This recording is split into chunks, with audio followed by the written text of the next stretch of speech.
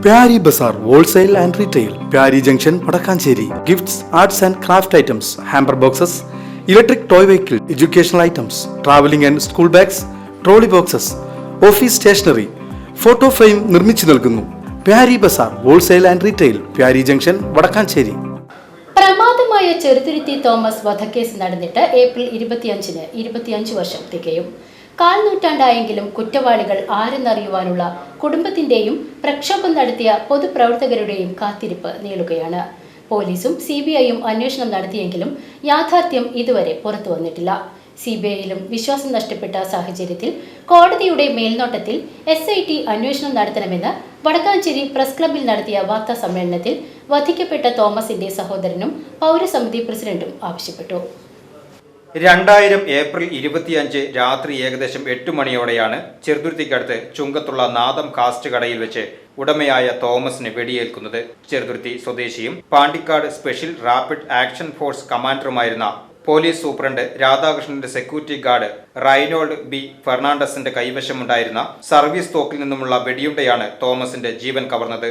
തൃശൂരിലെ സ്വകാര്യ ആശുപത്രിയിൽ പ്രവേശിപ്പിച്ച് നിമിഷങ്ങൾക്കകമായിരുന്നു മരണമെങ്കിലും വെടിയുണ്ട വായിലൂടെ തുളച്ചു കയറിയതുകൊണ്ട് എന്താണ് ഉണ്ടായതെന്ന് ആരോടും പറയുവാൻ പറ്റാത്ത അവസ്ഥയിലായിരുന്നു തോമസ്. ഗൾഫിൽ ജോലിക്കാരനായിരുന്ന തോമസ് നാട്ടിൽ വന്ന സഹോദരൻ ആന്റോയ്ക്ക് വേണ്ടി ഇട്ടതാണ് കാസറ്റ് കട. കട തുടങ്ങി 20 ദിവസം മാത്രം പിന്നിട്ടപ്പോഴായിരുന്നു വെടിവെപ്പ് സംഭവം നടക്കുന്നത്. വെടിയേൽക്കാനിടയായ സാഹചര്യം സംബന്ധിച്ച് അഭ്യൂഹങ്ങൾ നിരവധിയുണ്ടായി. തോമസിന് വെടിയേറ്റ ഉടനെ റൈനോൾഡ് കടയിൽ നിന്നും പുറത്തേക്കിറങ്ങി ഓടിയ ഉടൻ വെടിയേറ്റ് വീണു. സ്വയം വെടിവെച്ചതാണെന്ന് ചിത്രീകരണമുണ്ടായെങ്കിലും പൊതുപ്രവർത്തകർ നേരിൽ കണ്ടു ചോദിച്ചപ്പോൾ ആരെയും താൻ വെടിവെച്ചിട്ടില്ലെന്നും ആരാണ് തന്നെ വെടിവെച്ചതെന്ന് അറിയില്ല എന്നുമായിരുന്നു മറുപടി. കാസറ്റ് കടയിൽ മുൻ പരിചയമില്ലാത്ത ഒരാൾ കയറിച്ചെന്ന് സർവീസ് റിവോൾവറിൽ നിന്നും വെടിയുതിർന്ന് കടയുടമ മരണം സംഭവിക്കാനിടയായത് ദുരൂഹതകൾ നിറഞ്ഞതായിരുന്നു. സംശയങ്ങൾ കടുപ്പിച്ചത് സംഭവം നടന്ന ഉടനെ പോലീസ് സൂപ്രണ്ട് രാധാകൃഷ്ണൻ കടയിൽ എത്തിയതും സെക്യൂരിറ്റി ഗാർഡിനെ എടുത്ത് ആശുപത്രിയിലേക്ക് കൊണ്ടുപോയതുമാണ്. കൊലപാതക കാരണമായ തോക്ക് SP കൈവശപ്പെടുത്തി വീട്ടിലേക്ക് കൊണ്ടുപോയി. പോലീസ് അന്വേഷണം കഥകൾ ചമച്ച് അവസാനിപ്പിക്കുകയായിരുന്നു. ആത്മഹത്യയാണെന്നാണ് പോലീസ് ഒടുവിൽ എത്തിച്ചേർന്ന നിഗമനം. അതുകൊണ്ട് തന്നെയാകാം പലതവണ വടക്കാഞ്ചേരി കോടതി കുറ്റപത്രം സമർപ്പിക്കാതെ പോലീസിനെ തിരിച്ചേൽപ്പിച്ചത്. സംശയസ്ഥാനത്ത് പോലീസ് സൂപ്രണ്ട് കൂടി ഉൾപ്പെടുമ്പോൾ DYSP തലത്തിലുള്ള അന്വേഷണം സത്യം വെളിച്ചത്ത് കൊണ്ടുവരില്ലെന്ന അറിവിൽ കുടുംബം CBI അന്വേഷണം ആവശ്യപ്പെട്ട് ഹൈക്കോടതിയെ സമീപിക്കുകയായിരുന്നു. തുടക്കത്തിൽ എല്ലാ രാഷ്ട്രീയ പാർട്ടികളും അന്വേഷണവും കുറ്റവാളിയെ പിടികൂടണമെന്നാവശ്യപ്പെട്ട് പ്രക്ഷോഭ രംഗത്ത് വന്നെങ്കിലും ഓരോ പാർട്ടികളായി പിൻവലിഞ്ഞു. പിന്നീട് ശ്രീധരൻ തേറമ്പിൽ ചെയർമാനായ പൗരസമിതി മാത്രമായി വിഷയത്തിൽ സജീവമായി രംഗത്ത്. മുഖ്യമന്ത്രിയായിരുന്ന AK ആന്റണി അനുകൂല നിലപാടെടുത്തതോടെ CBI അന്വേഷണത്തിന് ഉത്തരവായി. ചെന്നൈ യൂണിറ്റ് അന്വേഷണം ഏറ്റെടുത്തു. പോളക്കുളം കേസിൽ മികച്ച അന്വേഷണം നടത്തിയതിന്റെ പെരുമയുമായി വന്ന CBI സംഘം ഒരു താൽപര്യവും അന്വേഷണത്തിൽ കാണിച്ചില്ലെന്ന് മാത്രമല്ല സംസ്ഥാന പോലീസ് അന്വേഷണത്തെക്കാൾ ദുർബലമായ അന്വേഷണവും അതിനൊത്തൊരു കുറ്റപത്രവും സമർപ്പിക്കലും നടത്തി. കേസ് 7 നിലയിൽ വിചാരണ കോടതിയിൽ പരാജയപ്പെടുകയും ചെയ്തു. ഏക പ്രതിയായ റൈനോൾഡ് മോചിതനായി. ഹൈക്കോടതി സിംഗിൾ ബെഞ്ചിലും ഡിവിഷൻ ബെഞ്ചിലും സുപ്രീം കോടതിയിലും കേസെത്തിയെങ്കിലും പരാജയമായിരുന്നു ഫലം.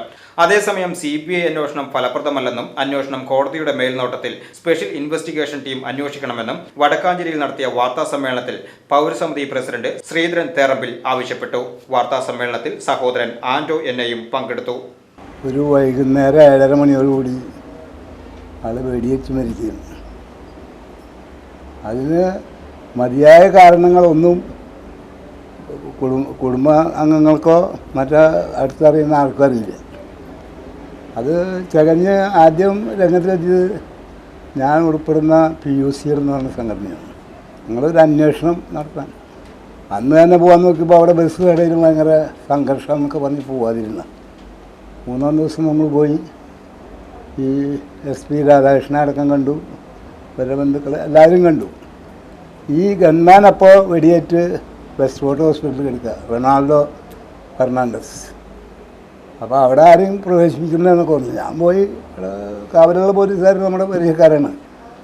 അപ്പോൾ അത് കാരണം ഞാൻ കടന്നു. ഞാൻ ഒറ്റയ്ക്ക് കടന്നു പോയി. എൻ്റെ കൂടെ ഉണ്ടായിരുന്നവരെ കടത്തിയില്ല. ഞാൻ പോയിട്ട് അവരോട് ചോദിച്ചു, തന്നെ ആരാ വെടിവെച്ചേ, താൻ ആരെങ്കിലും വെടിവെച്ചു? അതിന് ആകെ 2 വാക്കെന്നെ അയാളും കൂടി മറുപടി പറഞ്ഞു. അത് കുറച്ച് ആവശ്യമായിരുന്നു. ഞാൻ സ്വയം വെടിവെച്ചിട്ടില്ല, ഞാൻ ആരെയും വെടിവെച്ചിട്ടില്ല, എന്നെ ആരെ വെടിവെച്ചതെന്നും അറിയില്ല പറഞ്ഞു. ഞാൻ ആരെയും വെടിവെച്ചിട്ടില്ല, ഞാൻ സ്വയം വെടിവെച്ചിട്ടില്ല. അയാൾ സ്വയം വെടിവെച്ചു എന്നൊക്കെയാണ്.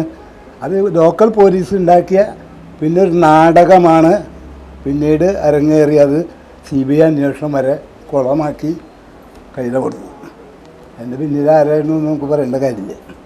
ഇവർ പാവങ്ങൾ അവിടെ നിന്നൊക്കെ കുറേ കാശിനെ പ്രത്യേകിച്ച് ആൻഡോ മറ്റ് സഹോദരങ്ങൾക്കൊന്നും അവർ കൂടെ നിൽക്കും, പക്ഷേ പണമൊക്കെ ഉണ്ടാക്കി തെളിവ് തന്നെ.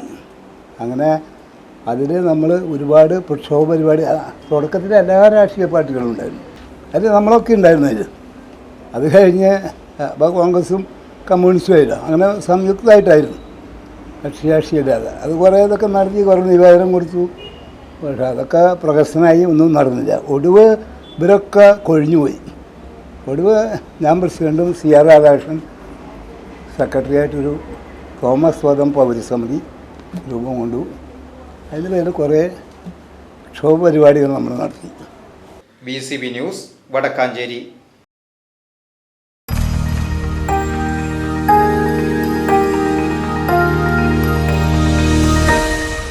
You are watching VCV News.